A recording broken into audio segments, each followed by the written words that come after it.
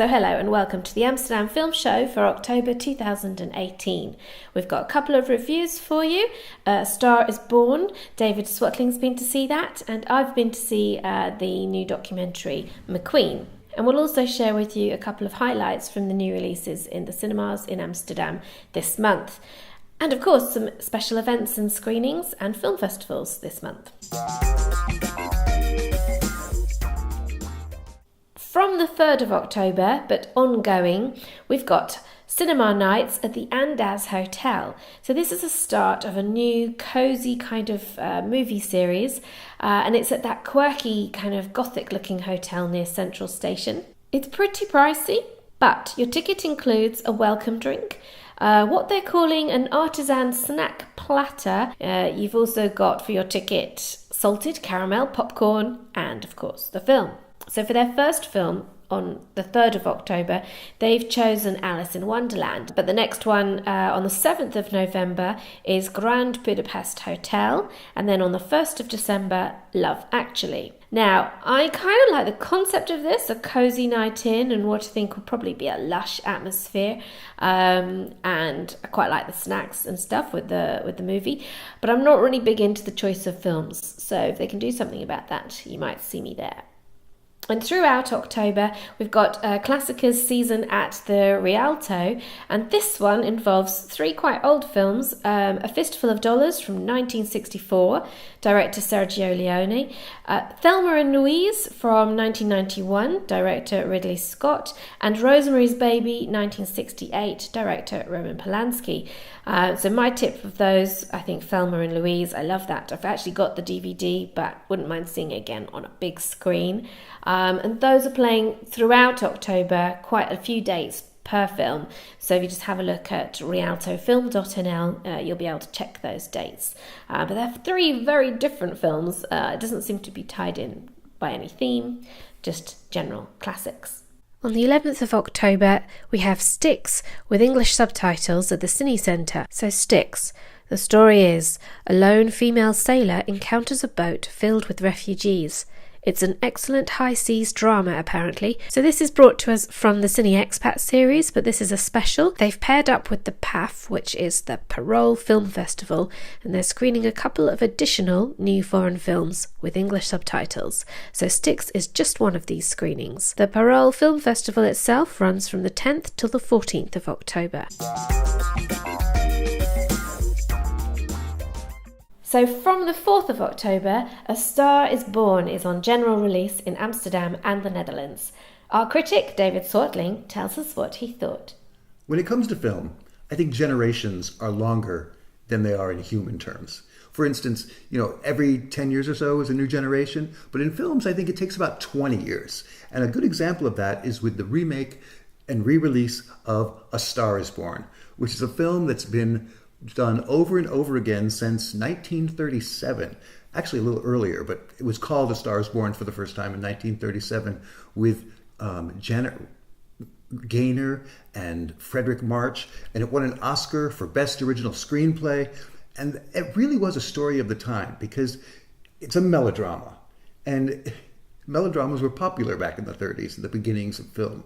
But also, the story of the film was based supposedly on no less than 4 Hollywood couples of the time. And so there's a basic story of, an aging movie star actor discovers a young actress and helps her build up her career. And as her star rises, his starts to decline due to alcoholism. And finally, he gives up his life for hers. Pure melodrama. Well, about 20 years later, they added music into the mix of the formula by casting Judy Garland as the woman opposite James Mason. Now, by that time, actors were a little bit more picky about what kind of roles they wanted to do.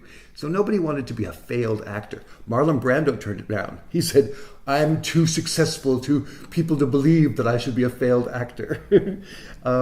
But there was a big hit in the 50s. Both Judy Garland and James Mason won Golden Globe Awards.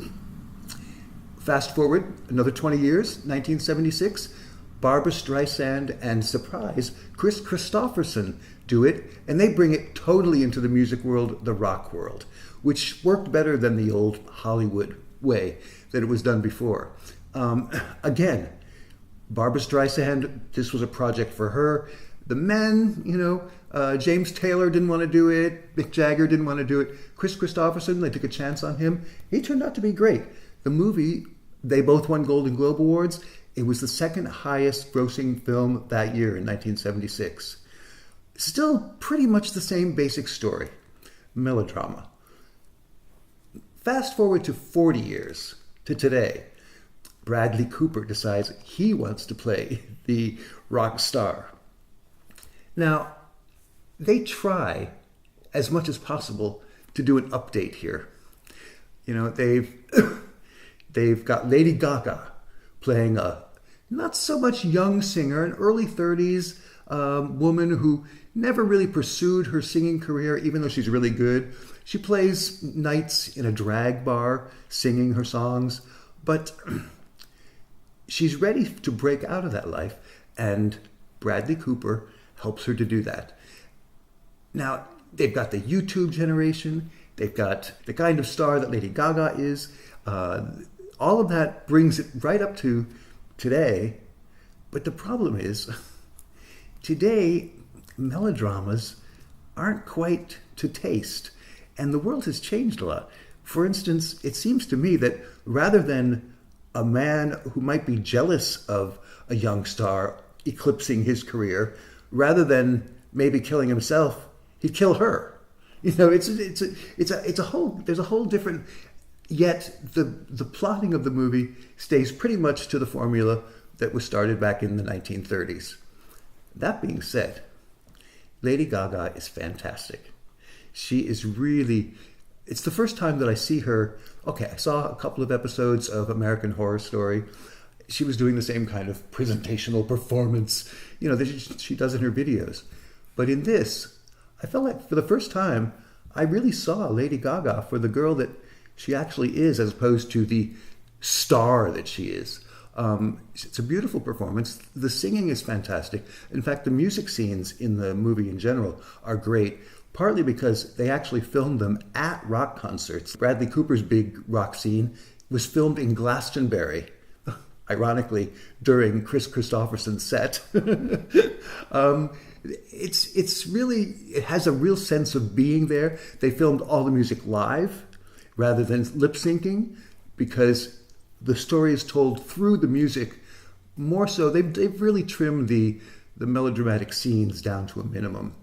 The thing that, if there's a theme to the movie, Bradley Cooper was talking about this on Graham Norton recently, and he said, it was really about, he saw the story as about a woman finding her voice and really focusing on the artist emerging, which is a great idea for a movie, great idea for someone like Lady Gaga to do. Well, write a movie that really focuses on that instead of dragging in this old 1930s plot, because that's, to me, where the movie kind of sags every once in a while. I mean, near the end of the film, and I'm not giving out any spoiler here because actually they use it in the trailer, Sam Elliott, who plays Bradley Cooper's brother beautifully, has a line about, the same stories are told over and over again. There are just 12 notes between octaves. What changes is how the artist makes them come alive. Great idea. And I think Lady Gaga does that beautifully in the film. Bradley Cooper is just fine. The direction for his first time directing is okay. The screenplay by Eric Roth, who's done a lot of hit movies, is solid. It just seems a little bit dated, despite all the chances to bring it into the 21st century. And if I were to give it a score, I think I would probably put it at, well, because of the performances and the spectacular qualities of it, I think I'd give it an 8. And then also, I've seen McQueen, the documentary. It was released late in September. It's about the late fashion designer Alexander McQueen. And I went to see it with the Amsterdam Film Club. We're on meetup.com. Find us there. Now, I was a bit disappointed, to be honest. I was really looking forward to seeing this. I like Alexander McQueen. I've seen an exhibition about his work, but I was disappointed. There's quite a lot of poor quality footage throughout the film, and I don't think they needed to because they have a lot of other good behind the scenes footage. But that was annoying, and it was kind of uncomfortable to watch with the poor sound quality and moving around a lot. Also, directorially, sometimes you had really big close-ups on some of the interviews with his friends and family, and you could see all their pores. And then other times you'd be really zoomed out, wide frame, and you'd be looking at all the interiors of the interviewees' like apartment. And it was just, there wasn't a weird balance. There wasn't a balance with that. And yeah, I would have preferred to see more about his work. And he was a really talented designer, and there was an element of that. But also a lot of interviews with the people who knew him. And there's a lot about mental health and the stress of the industry and how he couldn't cope with that. Ultimately, it's kind of like a warning tale, but I don't think much has changed in the industry. But it did make a stab at kind of trying to communicate the unsustainable nature of the fashion industry. With the film club, Eugene says, I didn't regret seeing it, which is not really big praise from him. For the fans, yeah, perhaps, but otherwise I don't think you'd be that into it. I do only give it a 6 out of 10. And this was at a cinema screening at the city centre. It was a Wednesday night, the night before it goes on general release, and it was packed out, sold out in fact, so we had to wait for no-shows. So if you're thinking of going to one of those cinema screenings or advanced screenings at the city centre, you might be wise to reserve your seats.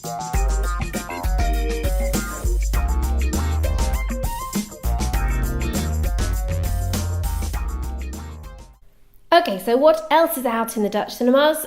We've got Venom, action fantasy, the latest Marvel Fest starring Tom Hardy, Michelle Williams and Riz Ahmed. Also out from the 4th of October, Wad, a nature documentary directed by Ruben Schmidt. He's the maker of the De Nieuwe Wilderness nature film, which was amazing. This is a filmic ode to like the Waddenzee Islands area in the Netherlands. There's mudflats, grey seals, peregrine falcons and more. And if you haven't yet visited this part of the Netherlands, you might well be tempted after seeing this because the footage is amazing. But of course, the area they're filming is a little bit inaccessible, so if you do go up there, I'm not promising that you're going to bump into grey seals. From the 11th of October, we've got Bad Times at the El Royale. This looks amazing.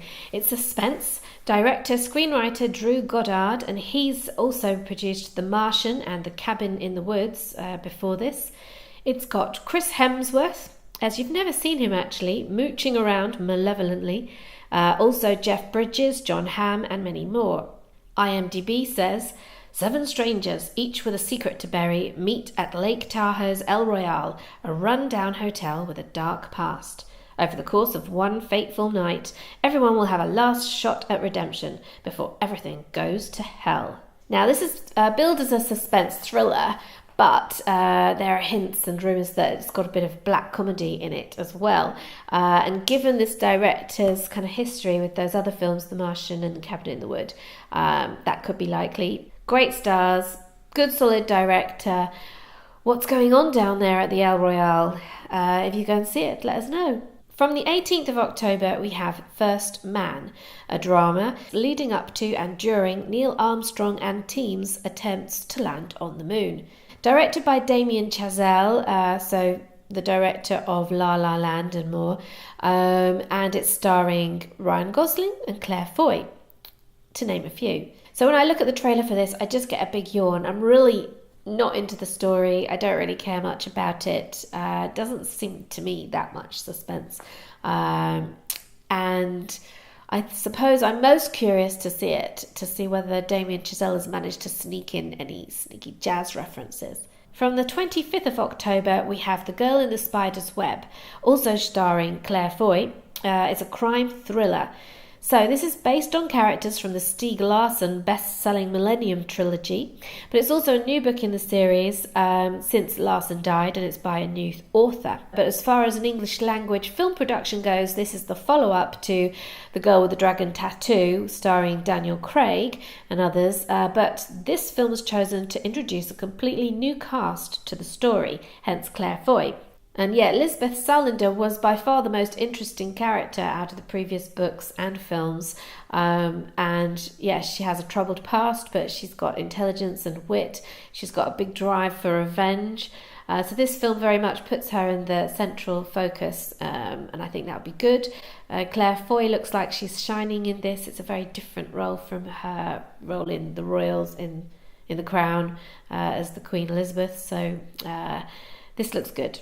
And then finally, at the end of the month, from the 25th of October to The Sisters Brothers, a Western. So this is starring Jake Gyllenhaal, Joaquin Phoenix, John C. Reilly and Reese Ahmed. And it's based on the best-selling novel. So two brothers have set up a successful business as hired killers, but their new target, a gold prospector with a secret technique, may tempt them off track. So this is a good enough story. Western, a bit boring. Why another Western? And I do kind of keep thinking about Riley's role in Step Brothers, and then this is The Sisters Brothers. I don't know. I can't help thinking about him in that. But also Joaquin Phoenix in this, when you see him in the trailer, he seems to remind me of other roles that he's had in the past, and it doesn't seem completely fresh. That's what I'm kind of saying. So that's our roundup of the highlights in cinemas in Amsterdam in October 2018. If you want to know more, go to our website, broadcastamsterdam.nl, and we'll have some links to some of the special events and films we've mentioned. See you next month.